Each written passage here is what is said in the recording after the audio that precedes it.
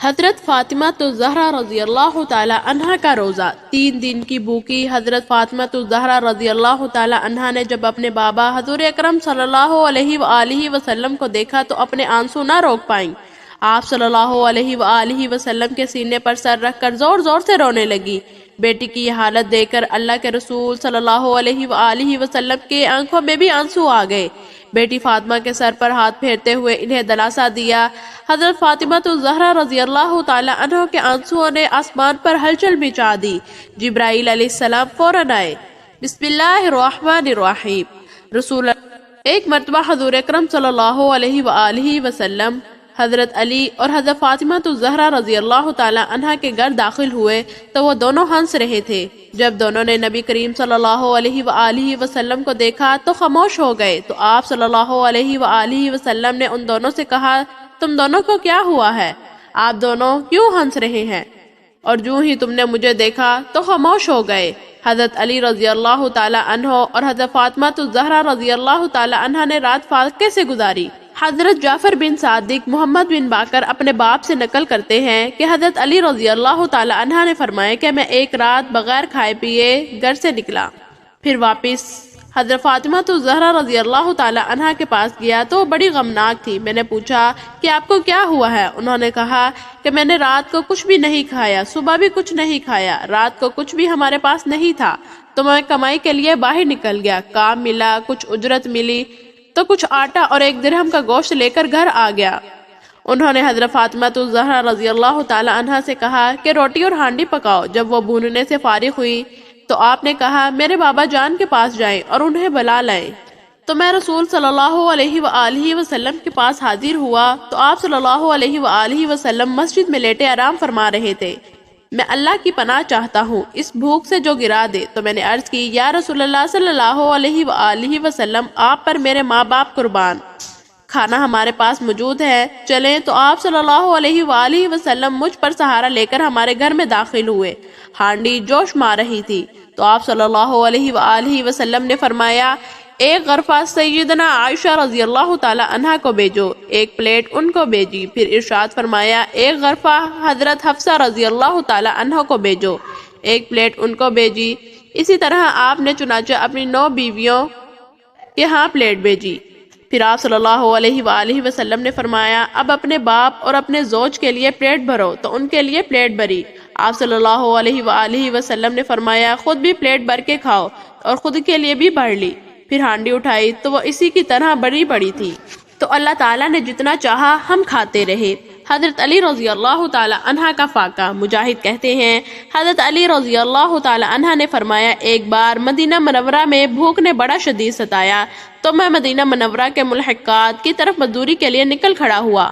چنانچہ ایک ایسی عورت کے پاس جا پہنچا جس نے مٹی کے ڈیلے جمع کر رکھے تھے۔ میرا خیال ہوا کہ ان کو گیلا کرنا چاہتی ہے۔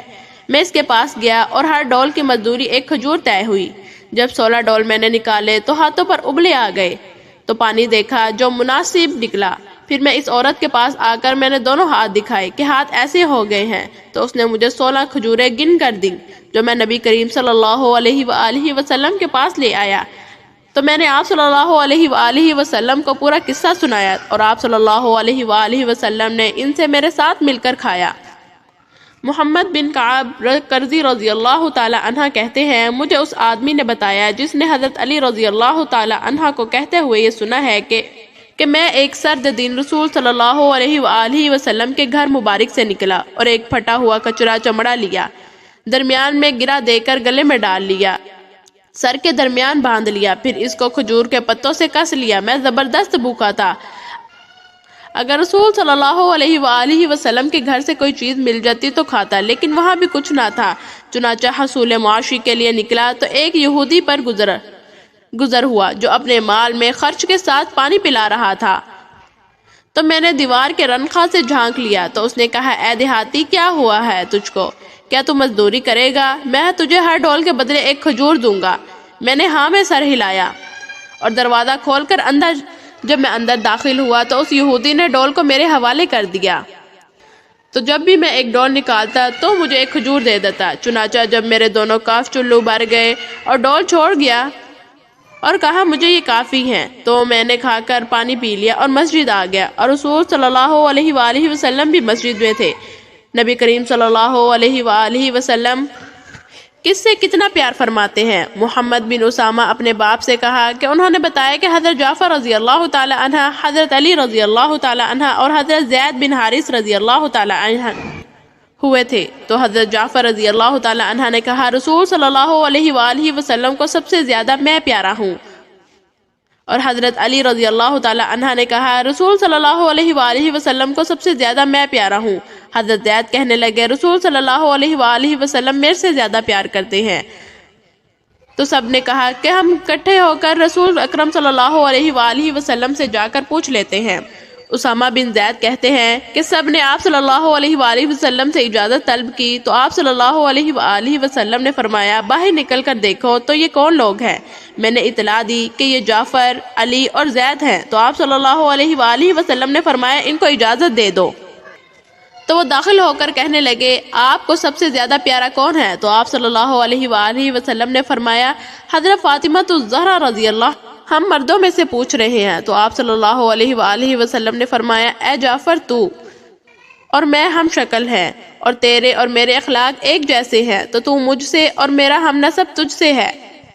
اے علی تو جو ہے تو میرا دماد ہے، میرے بچوں کا باپ ہے، اور میں تجھ سے اور تو مجھ سے ہے۔ اے زید تو جو ہے تو میرا مولا یعنی آزاد کیا ہوا ہے اور مجھ سے ہے، اور تیرے تعلق مجھ سے ہیں، اور لوگوں میں تو مجھے محبوب ہے۔ ابن عباس رضی اللہ تعالی عنہ کہتے ہیں رسول صلی اللہ علیہ وآلہ وسلم حضرت علی اور حضرت فاطمہ الزہرا رضی اللہ تعالی عنہ کے گھر میں داخل ہوئے۔ وہ دونوں ہنس رہے تھے۔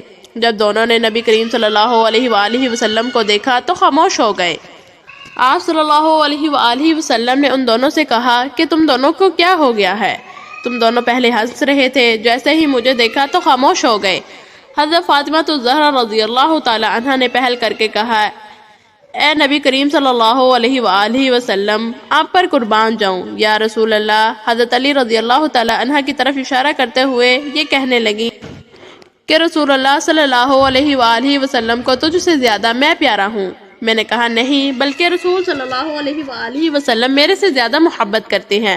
تو رسول اکرم صلی اللہ علیہ وآلہ وسلم نے مسکرا کر فرمایا اے پیاری بیٹی تیرے لیے بچوں والا پیار ہے، لیکن علی کا درجہ میرے نزدیک تجھ سے زیادہ ہے۔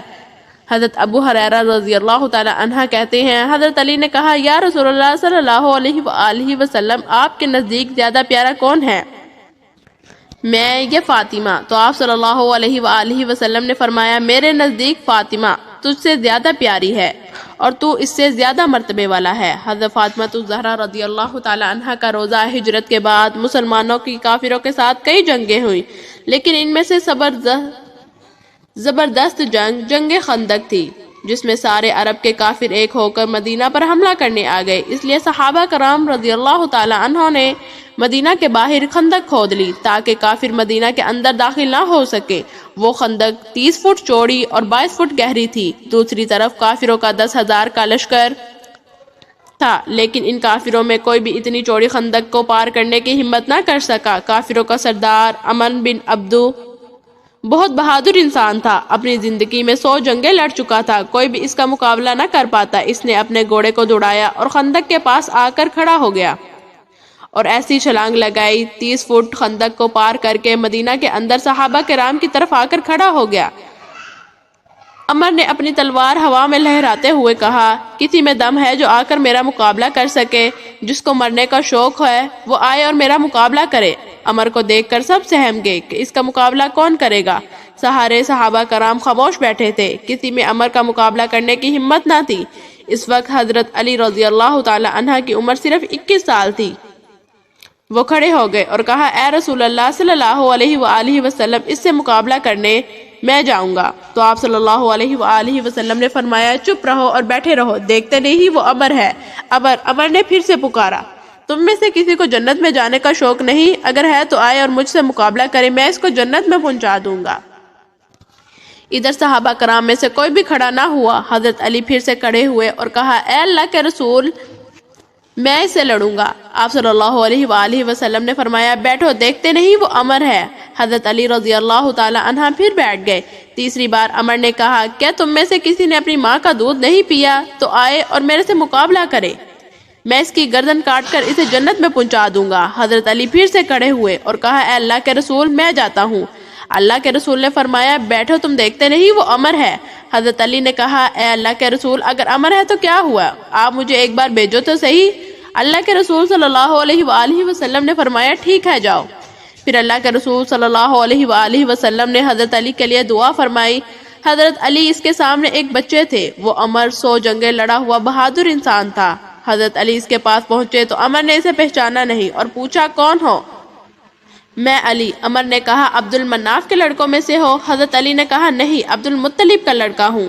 یہ سننا تھا کہ عمر تعجب سے کہنے لگا ارے تم تو میرے بھتیجے ہو، تم کہاں سے آ گئے میرے سامنے؟ میں تمہارا چچا ہوں، میں تمہیں قتل کرنا نہیں چاہتا، جاؤ واپس جاؤ۔ حضرت علی نے کہا لیکن چچا میں تمہارا قتل کرنا چاہتا ہوں۔ یہ سن کر عمر کو بہت غصہ آیا۔ اس نے اپنے گھوڑے سے چھلانگ لگائی اور پھر حضرت علی رضی اللہ تعالی عنہ پر اتنا خطرناک حملہ کیا کہ حضرت علی رضی اللہ تعالی عنہ دور جا گرے۔ عمر کے حملے کی وجہ سے ہر طرف دھول اڑنے لگی۔ حضرت علی اور عمر دھول میں چھپ گئے، وہ کسی کو نظر نہیں آ رہے تھے۔ عمر نے حضرت علی کے سر پر وار کیا، حضرت علی دوسری طرف ہٹے اور وہ وار کندھے پر آ کر لگا۔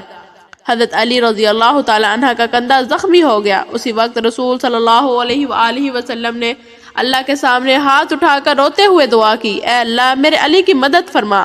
اللہ کے رسول نے جیسے ہی دعا کی ادھر حضرت علی رضی اللہ تعالی اٹھے اور اپنی تلوار سے عمر پر حملہ کیا۔